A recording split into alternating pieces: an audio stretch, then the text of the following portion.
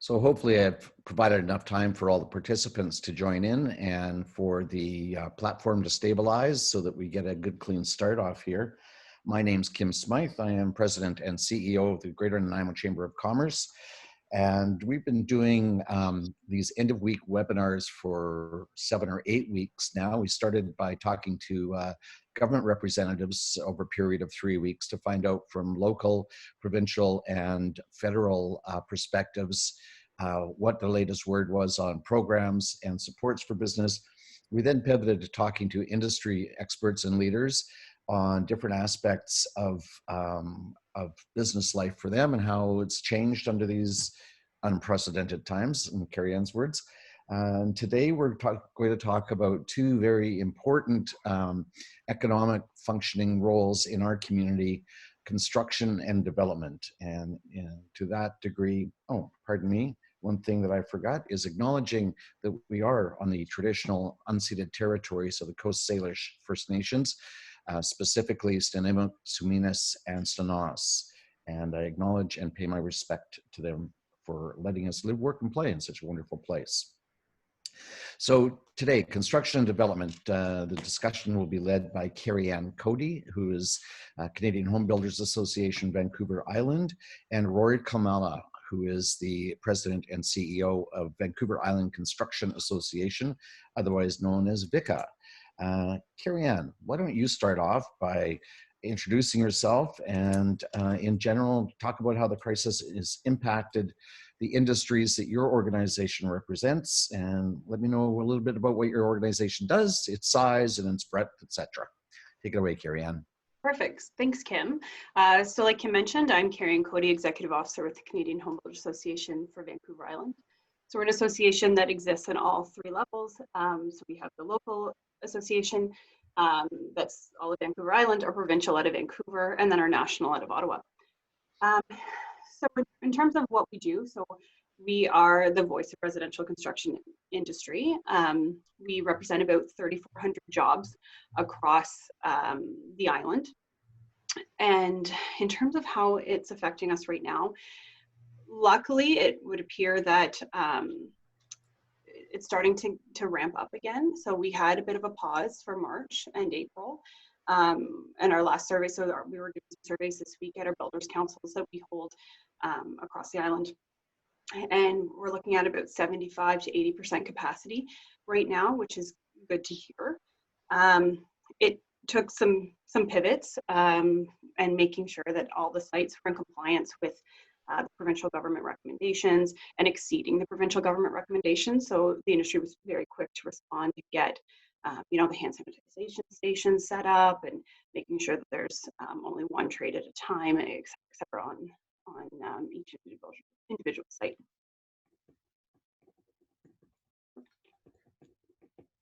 I had forgotten about that one trade at a time. That's a very interesting aspect and an interesting way to go about business. We were very fortunate in British Columbia that the construction industry wasn't shut down and we were able to continue to work pretty well.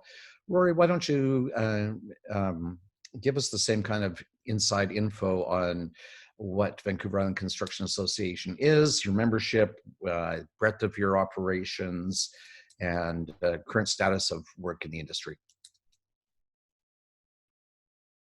That one's for you, Rory, sorry.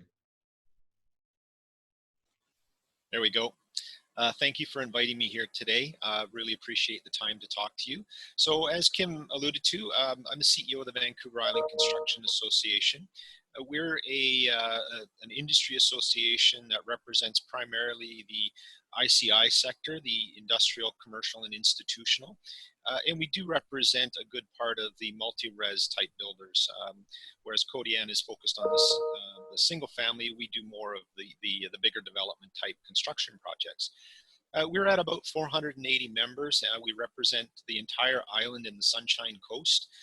We have members throughout that region. We have an office in Nanaimo on Northfield Road, and we've been in existence for about 105 years now. We incorporated in 1913. So, and through those years, we've gone through a number of different forms where we started with Victoria, and then in the last decade, we've consolidated all of the municipalities on Vancouver Island into one association. So as I mentioned, we have about 480 members, and we represent the span of construction in a sense that we have general contractors, trade contractors, professional consultants, insurance and bonding agencies, primarily all of those who have a touch point within construction on Vancouver Island.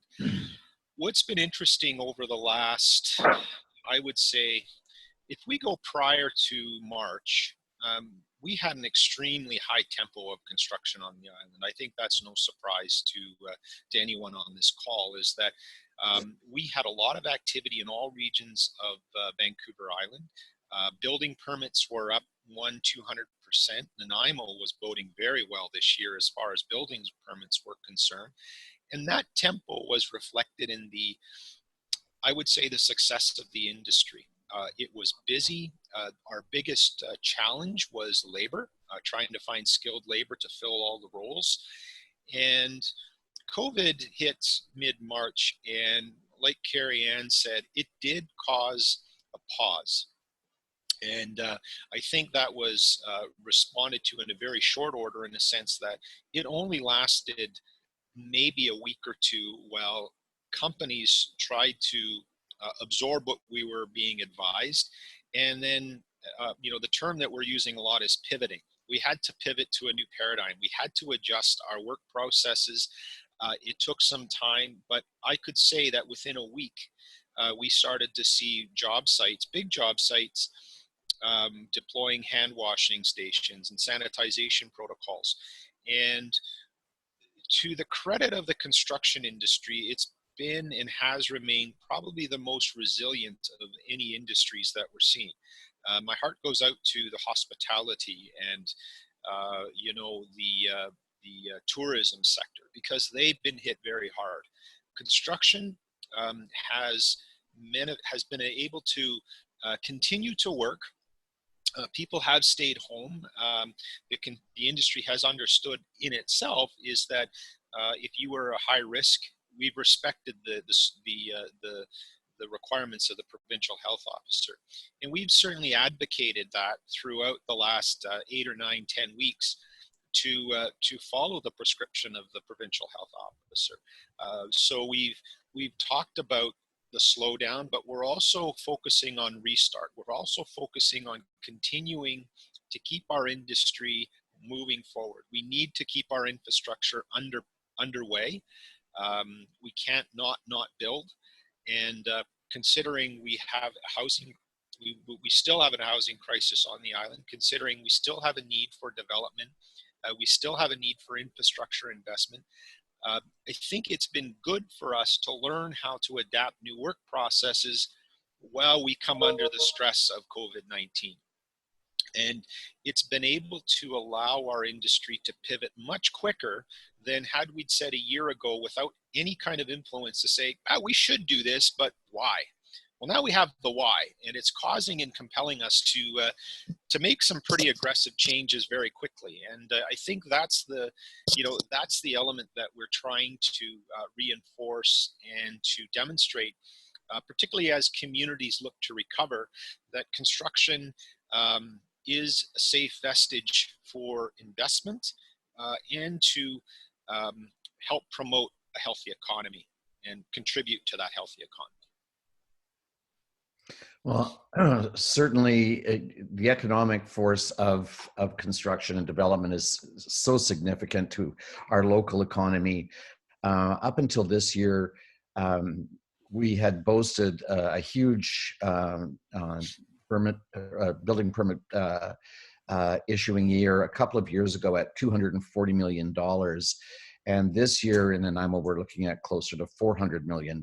So that's absolutely crazy number, but you see it all around town and all of the developments that are going on, whether it's home building, which is proceeding. I mean, even in my neighborhood here, they continue to do infill in our neighborhood, and also down the road from us doing densification. So it's interesting to see that that will proceed. And certainly when you refer to infrastructure development continuing, we went to council when they were deliberating tax increases and the budget for the coming year to ask them not to delay any public works projects or any capital projects, to keep those going strong, even if it meant there had to be a slight increase in taxes this year, because we need those jobs in our economy. Because goodness knows, as you refer to, hospitality and tourism and travel has just been crippled by this crisis, and those are important jobs in our economy as well. You made comment about changes in sanitation. I found that very interesting. You know, everybody just thought a construction site is a construction site, and we're finding out that even construction workers need some, you know, better forms of sanitation and hygiene on the job site, and so that's a significantly good change that's come about as a result of the pandemic. What are some of the changes that you're making, Kerriann, at CHBA, or what are some of the changes that you've been forced to figure out a way through because we're sort of tossed into this suddenly and without any choice at all, of course? Yeah, so a big part of what we do is provide education to the licensed builders and the builders wanting to get their license. So in order to be a builder in British Columbia, you have to be licensed to BC Housing, and you have to take continuing professional development points once you have your license. Historically, our provincial office does a lot of in-person classes on the island, off the island, and we do a lot of in-person classes as well on the island. So that at this point, no changes have been made to the requirement to the CPD points that builders still need to get in order to keep their license active and current. So we've had to pivot, to Rory's term, pivot very quickly to getting education online. Our provincial office was very ready. They had an LMS system basically ready to go, so that worked out well for our step code specific course. And then we've started to do them online as well locally, trying to keep the costs extremely low, if not free, so that we can get these points out when the builders need them, so that their licenses don't lapse. So that's been the biggest focus, is making sure that builders continue to build and getting the education available to them. The other piece, our awards show, so our Vancouver Island Building Excellence Awards typically would have been May 30th, and we were planning to hold it in Victoria this year for the first time ever. We're really excited to have the in-person award show. That quickly pivoted as well, so it'll be an online gala for on May 30th still, so we kept our date. This is going to look very different. So for the first time ever, people will be able to watch the awards in their pajamas, so that's exciting for them. But yeah, so we still wanted to have, you know, the celebration of the innovation of the industry, and I think to Rory's point about how quick this group of people was able to pivot and to keep working. A lot of that comes down to the innovation, and so we really wanted to continue to celebrate that, all of the projects that have been built on the island that are award worthy. So we're able to do that on this platform, so we're excited about that. I'll be interested to watch that. We have an awards, the NIMO Business Awards, that we're pretty much guaranteed are going to have to go virtual somehow. So I'll be buying a ticket if I have to, so I can watch May 30th, so I can see how you guys are going to pull the thing off. It's free, is it? Yeah, so we aren't monetizing the tickets. We just want to include everybody. We do have a charity component, so we have partnered with the NIMO Foundation to have the charity piece running along kind of the bottom of the screen, but we aren't selling tickets on the event. Wonderful. Tell me something about the award categories, so I know what to look forward to. So, so we have different categories in terms of, you know, best kitchen under X number of dollars, best home under this certain square feet, and then we have our overall Grand Vibe Award. So we've got the Builder of the Year, Renovator of the Year, and this year we've included Customer Service Award of the Year, which is exciting. Customer Satisfaction Award, so we're excited about that one to be adding on. So it's really neat because we do really showcase projects across the entire island. So it's nice to see what people are able to achieve. The energy efficiency components are included in basically every category, but then we have specific energy efficient awards. So it's interesting to see as time has gone on. So this is our 6th year. As time has gone on and seeing the different projects and the things that they're able to achieve year over year, it's pretty exciting. So we're looking forward to announcing our winners on May 30th. May 30th, what time? It'll start around 6:30.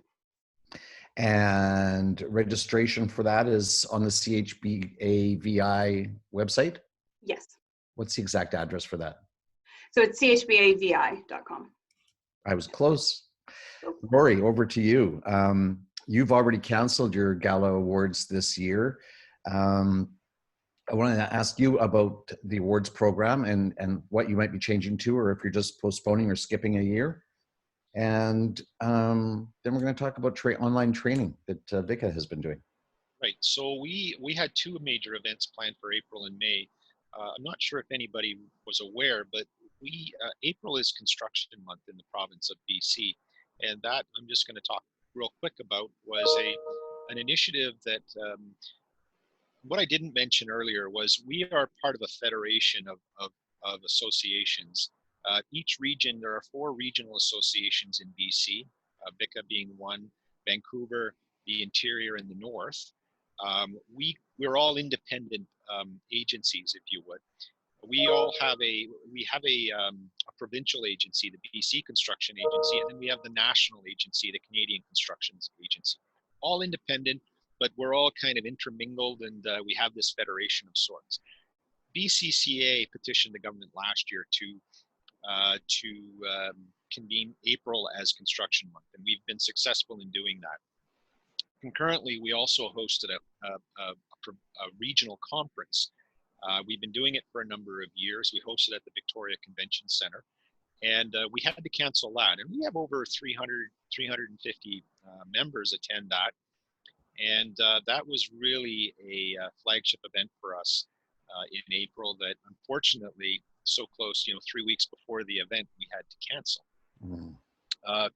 The other thing would have been, actually it would have been today, we would have been hosting our awards gala. Actually, last Friday, we would have been hosting our 2nd annual awards gala. And of course, a lot of the heavy lifting for that is done in March for us. And unfortunately, we were compelled to cancel that as well. And our award system is a little bit different than the CHBA, where we focus on major projects, different institutional commercial type projects, more of performance of projects over 10 million, civil works, some of the people in their agency who have done and made notable impacts to the industry. It was our second, was to be our second. We've deferred it to September. We want to see, we're going to see how Kerriann does with the virtual awards, but I think it's still important that we recognize our members. BCCA has an award system that they've been running for a couple of years, and we've contributed names to that. So we're collectively trying to adapt our programming to respect and to acknowledge the hard work that our members are doing.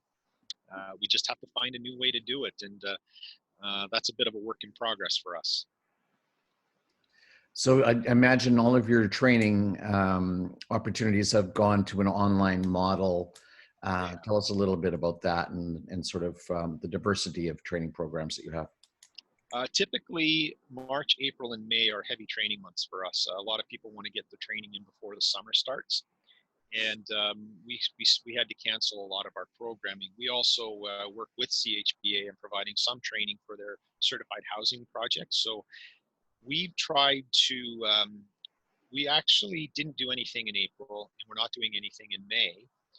As we have to work the new plan and work with our education providers to continue to offer online training. So we're looking to start that back up in June and July. We've created some, we've taken courses that were traditionally in classroom, created a virtual component to them. And now we're looking to redeploy our training program in a virtual world and try to continue to do that. We were always doing well in online training, online courses that, we were starting to build that up. And in the last 2 years, we've increased that capacity by about 50%, meaning we doubled our online courses. And these are good revenue generators for us in a way that the costs are covered. So, and we were getting good pickup. There was some good pickup to the online training component. What we're challenged with is just trying to take that same vibe from a classroom and put it into an online environment.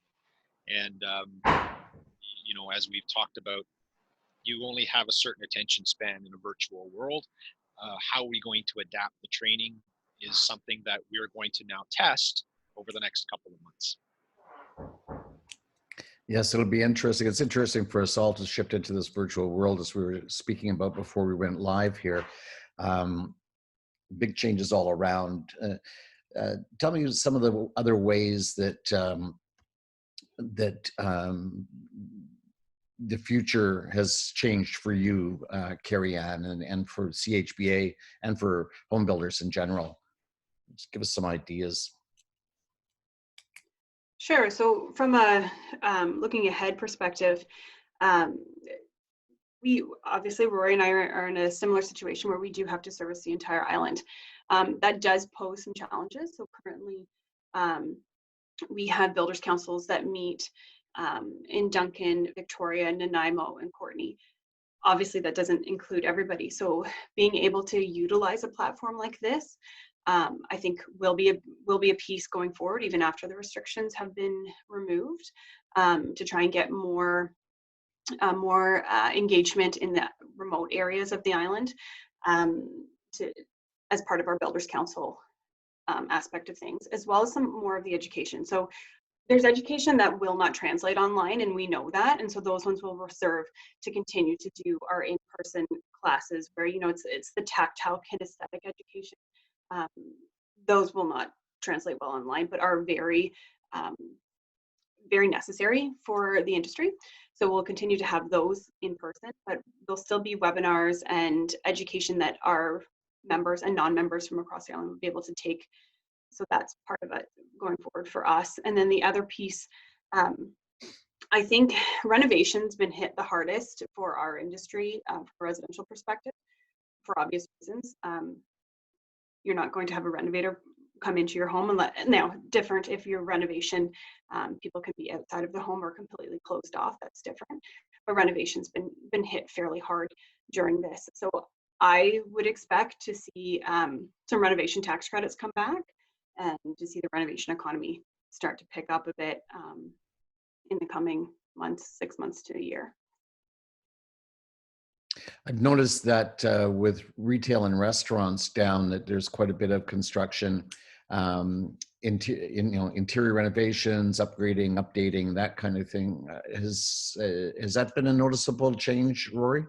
It hasn't, and I think because a lot of those costs are burdened by the operator. If their restaurant is shut down and they're not earning revenue, they're reluctant to invest in capital when they don't know where they're going to be in 3-6 months. So that's pretty foreseeable. But we are seeing, we are focusing on keeping projects going. Kerriann and I co-authored a letter to all the regional mayors and regional districts on the island, urging them to continue to both put out public projects, but also to treat existing contracts with some kid gloves, meaning that this is an impact to our community, not just one sector. So, advising and keeping municipalities and regional districts and those government authorities with a mind to work with,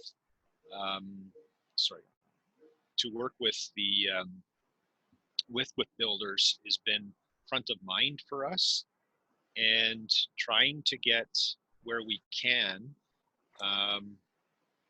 new projects going, and understanding that we just don't understand impact of contract right now. A term that I'm sure many of you heard is called force majeure. It's an impact act of God that causes your contract to go off the rails. Well, prior to COVID, force majeure has been a big issue with a lot of our members and owners to try and mitigate. Going forward, we know about it, but do we know the impacts of it going forward? And those are tendering considerations and project considerations that we're urging public owners, any owner, to be mindful of as they put projects out there. We're working with the education sector to find new ways, as we've talked about, and and I think for the most part is health and wellness has been at front of mind. WCB have been very active in this market to ensure that the construction sector is working safely. It's been one of the few that have been not restricted, and I wouldn't say it's been mandatory, but it hasn't been restricted. And we work with an agency through BCCA called COCA, Council of Construction Associations, and it's got road builders, it's got home builders, it's got a whole raft of us in this, the Loggers Association. We're all in there. Their sole goal is to advocate from a health and wellness point of view with WCB. And WCB has been really good coming out of the gate, where they didn't know what they were to enforce, but they're coming on site now, and rather than fining, they're advising the first time. But if they come back the second and third time and they're finding fault, then they're fine, and we're okay with that. But I think that's the system working. So I think I got a little derailed on that question, but the going forward is our lens forward is keeping construction moving in the right direction safely, and with a mind that this is good for our community. This is one of the this is the business that's still there, and we don't want to, as we said earlier on, we'll work to be safe. We don't want to be shut down. I think it's extremely interesting, WorkSafe's role today, as in comparison to what a lot of us may have perceived their role to be in the past. And now they're essentially in charge of the recovery process and getting people back to work. So all of a sudden, WorkSafe is our best friend, because we need to have those friends. We need to know what we're doing right and wrong. And I think very good of the province to guide WorkSafe to into more of an educational role, where they're providing advice, direction, and telling you when you're doing it right and how you can avoid doing it wrong. I think it's going to be very simple fact, Kim, is they don't know either. The reality is you're asking enforcement, officers to go onto a site and say, make sure they've got sanitization stations. What does that mean? Like, is a bottle of sanitizer sanitation? So they've had to work and self-train as well to say, I love the adage, we're not going to let perfect get in the way of progress. And I think that's a mind that we should all have is, as long as we're making strides forward, and this is what we've urged to our members, is if you're trying, you're doing the right thing. If you're not trying, you're doing the wrong thing. And I think for the most part, we recognize that for our success to come out of this depends on trying, and it depends on effort to not just, effort is not about how to build the building, but it's how to make sure that people are safe on those buildings in this world of COVID. Yes, very true. And yeah, don't let perfect get in the way is really good advice. And you both work in across the island with many different municipalities. And in Nanaimo, we're told the business of City Hall has largely continued as usual, but in a virtual manner. Your members must probably keep city halls across Vancouver Island the busiest with permit applications. I can't think of industries that would have more call to do business with local municipalities. How are you finding that during this time? Now that Nanaimo has gone virtual in their permitting processes, and from the perspective of City Hall and city staff and management there, they feel it's going very well. Would you reflect the same, or give us a candid response to that? I can see you grinning away there, Rory, so I'll ask you to go first. It's, the processes that are at the municipality work for the municipality. You know, it's their assessment of success. I think we've always struggled with time. You know, permit drawings going in, taking 8, 10, 12 weeks, and being stuck where, or you just don't know where they're at. It's not so much the act of the process, it's the process itself. And, you know, we've been advocating, and Kerriann's nodding because we talk about this at length, is, you know, finding a more efficient way of having these municipalities work to get approvals done and not have subjectivity in evaluation of permit submissions. And what I mean is that there is a prescription through building code, through bylaws, through development requirements that I think builders, for the most part, figure out, and they said, okay, you asked for a building, it meets all the requirements, but we can't have subjectivity. And yeah, you know, I don't like the color of that paint. Irrelevant. You know, we're spending too much time in politics in a lot of projects. And we're also being mindful that time is money for builders. And, you know, the longer they have a project in waiting, the less time it gets to market.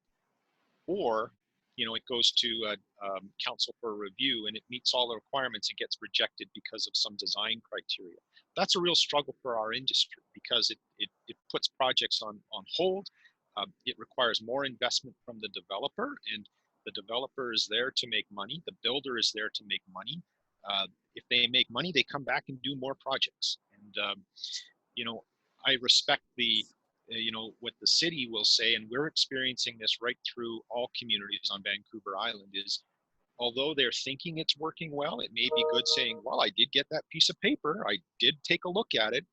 That's not what we're criticizing. I think the element of how do you get a development or a permit into the system, and how do I get it out quicker? How do I remove the subjectivity? We had a bit of a stammer going forward with building inspectors. You know, we heard that it was real hard to get building inspectors to come on the site, and it still is if they're not happy, or if they're not happy with the way the process is. And I respect that, but I also respect that if, you know, you can't have a builder wait a week to have a plumbing inspection so they can board up, or electrical inspector so they can board up and keep going with their project. They're already struggling with manpower. Phasing of a work has now become ever more complicated to avoid stacking trades in any one room.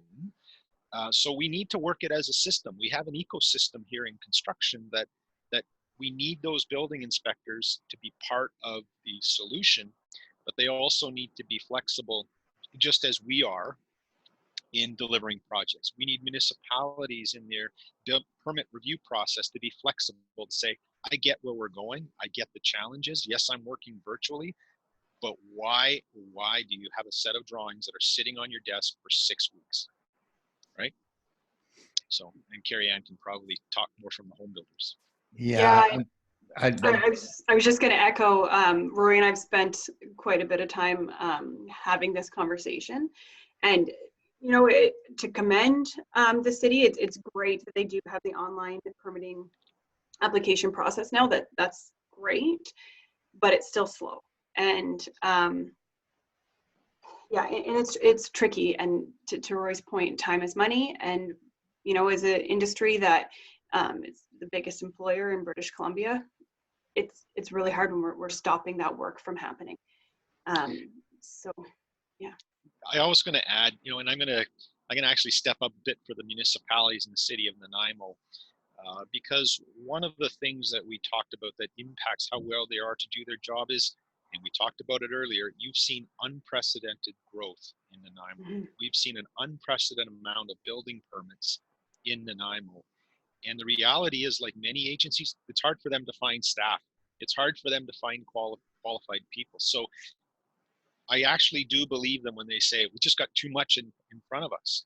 A lot of communities where they've gone from, you know, an average of $100 million in annual building permits, and they're driving up to 400 million. That's a real challenge to. And in fairness, and this is the kind of the old project manager engineering guy in me, is saying you want to have the quality maintained. We don't want to just funnel stuff through and have something unsafe or not built to code. So that's their job, is to be that lens And they're struggling with that. But again, is it my problem as a builder, or is it your problem to staff up, find a better system, make it a better way? Just as we're trying to adapt to whether it's a labor economy, whether it's a technology economy, or whether it's an innovation economy, we have to adapt. I think we have to come up together. And sometimes I feel that we really never align. We can hope and dream that that's part of the new normal, is that we find a better way of working together in so many different ways. And municipalities and bureaucracies are infamous for getting stuck in a rut and stuck in doing things one way and not opening their eyes up and having a better vision for the future. And I think that this crisis is pushing us all into thinking about ways. I know that our business has changed. The whole gigantic paradigm shift for the Chamber of Commerce and for chambers of commerce across British Columbia. Our chamber especially has been essentially an events-based business. That's how we generate revenue. We don't have government funding. We have memberships, and we have self-generated revenue. And we had become quite accustomed to running 50 or 60 events a year. This year, not so much. Of course, those are all off. So it's, when we want to use the word pivot, we have totally pivoted in our organization, where certainly by necessity, government advocacy has become premier for us in the last 60, 75 days. And I was speaking to my board yesterday saying, I've never talked to my MP, my MLA, and mayor and council so much in my life. I think I had 3 meetings with councillors yesterday, and a couple of other encounters, co-signed a letter with the mayor to the Attorney General the other day about liquor licensing. And so we've had to figure out a new system of doing things, because I can't be in the same room as somebody. They leave me a letter on a desk. I walk into City Hall, I sign the letter, I wipe my hands off sanitizer, and I'm out the door. But I think we have to hope that politics, personality, and subjectivity are some of the things that are lost in the process of doing business with bureaucracy these days. And maybe only having a computer screen between you, or only having a form to fill out online, and then not having that personal interaction, maybe that will point to a more efficient operations. And with efficiency, of course, comes speed of delivery of services, which we would hope for, because we sure have been wrestling with this permitting process timing forever, it seems. So cross our fingers. Do you want to, we're looking at change in the future, but there has been some change that we've been dealing with more rapidly just in our recent past. And I'm referring here now to social enterprise and the impact of social enterprise and the rising economic value of social enterprise. I know that you're very involved, Rory. Can you speak to that for a few moments? Sure. So VICA is part of a group called the Social Enterprise Hub, the Vancouver Island Coastal Community Social Enterprise Hub, and Coastal Community Social, CCSPI. And we work with an agency that is a social enterprise consultancy, an education provider, and we've been convened by AVICC, the Association of Vancouver Island Coastal Communities, and funded through an economic development initiative to provide and research. We initially started to research what social procurement was, what a social enterprise was, and how we can integrate construction into that. That's the element that I bring into the hub, is the construction segment. And remember that, and you have to know that social enterprise is a community, and it's a non-for-profit, if you would, business that looks at kind of being more holistic in its view and how it reinvests in its community. Couple that to construction, capital has been one of the biggest investments that any community can make, whether it's federal, provincial, or national, regional, provincial, or national. And we've been working through this hub with the municipalities to try and create guidelines and a framework that they can use when they put a project out to say, what are the social procurement investment initiatives that they're looking for. And Nanaimo is part of that. Qualicum is part of that. Ladysmith is part of that. That region, you're part of this social procurement hub. And we've been working with them to try and integrate construction. It doesn't mean that that you can take a $20 million project and expect $20 million of social benefit. Or can you? There's two parts of it. One is just having that project in your community employs local labor, local professional, local trades. But there's also other elements where you have social enterprises that work in your community, the small little baker that employs people from the recovery house, that have very specific initiatives to help barriered individuals, for instance. So we've tried to expand that and to try and promote how social procurement, if you do it right, that says there are things like wage parity, that living wages, there's equal opportunity employees, employing women, employing barriered individuals, having a proper training plan that promotes trade development within your company. We've asked that those be part of the criteria that a municipality would do, that says, there are trade laws that limit the ability to focus all of your investment within your community. What I mean by that is if you have a project over, I think 50,000 or something, it's really low. These trade thresholds are really low, but it has to go to public, has to go for all of Canada, more or less. Doesn't mean you kind of get outside of that. What it does mean, though, it says, like, we want to make sure you're hiring local labor. We want to make sure that you're hiring apprentices. We want to make sure that you're hiring journeymen and paying a living wage. That's part of it. But we're also saying, can you hire somebody with barriers? Can you hire somebody in Vancouver? There's an agency called Embers. And Embers is a showpiece of, it takes people from the streets, people who are having a tough time working, and they employ them. All I would do is I said, I need somebody for 4 hours. I take them from that. That social enterprise provides well-being to that individual. And it really focuses on taking what you have in your community, what we have in our communities, and see if we can't better utilize it under the umbrella of a construction project, for instance. Because we are going to spend $20 million. How much of that $20 million can we get back?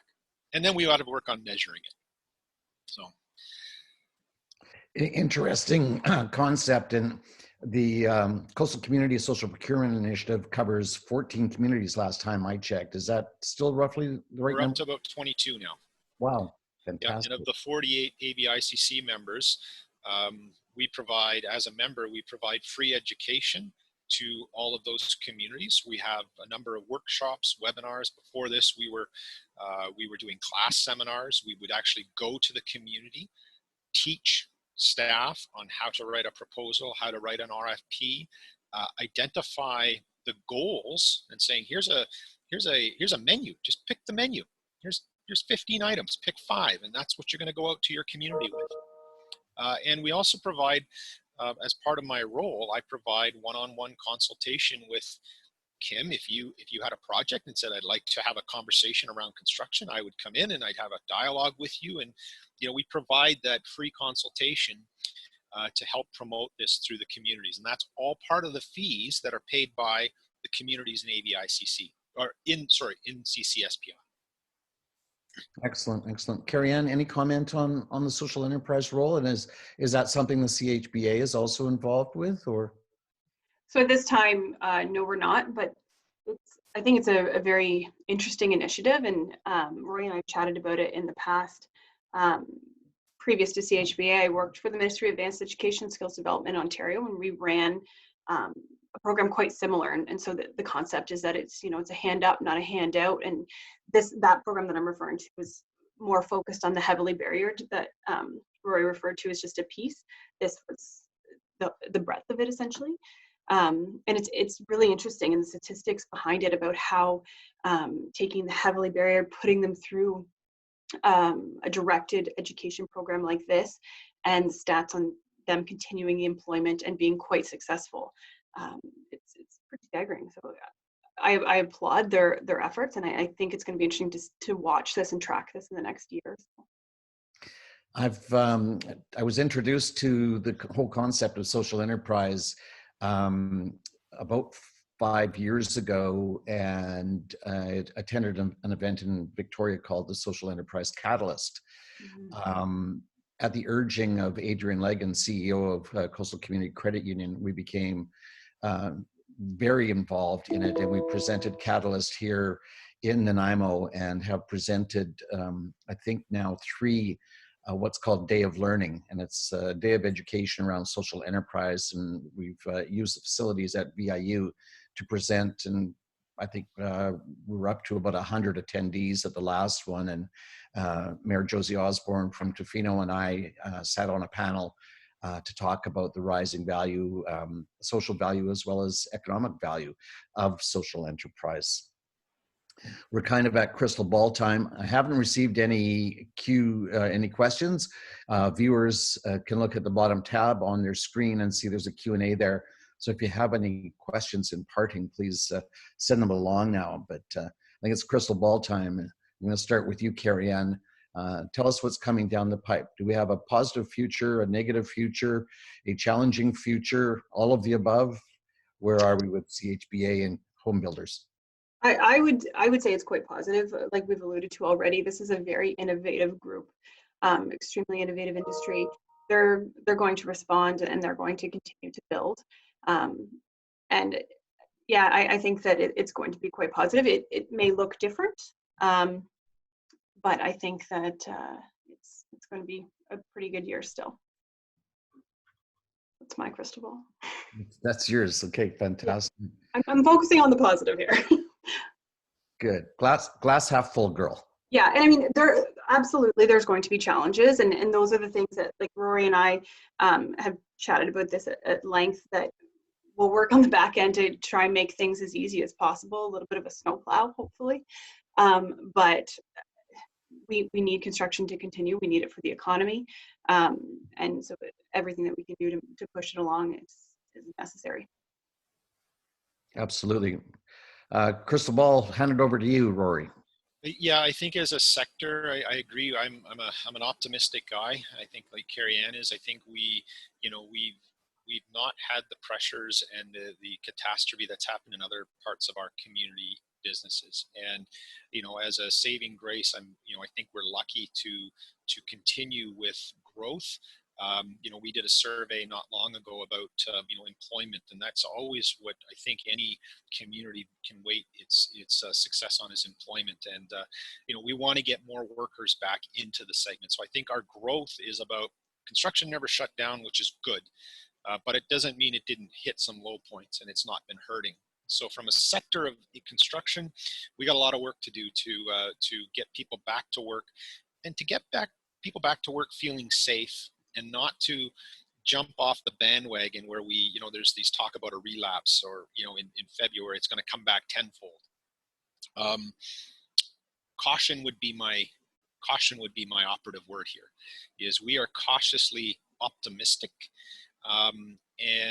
but not being reckless. I think that's going to be another key, is let's just not say, oh, we're good, full throttle forward. That won't be what's going to happen.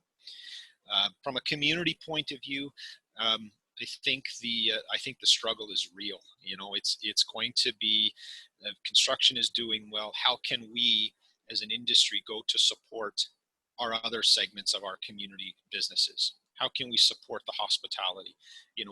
For us, we feel, we're not doing that bad, but we have so many other, all of your members, we have similar memberships.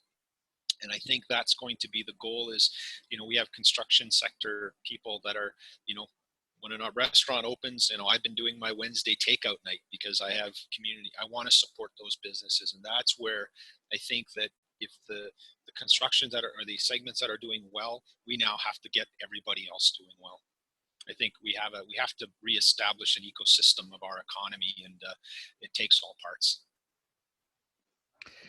The question of employment has been so important all the way through this, and we know that our unemployment numbers have at least doubled here, and we hope that is a very much temporary thing.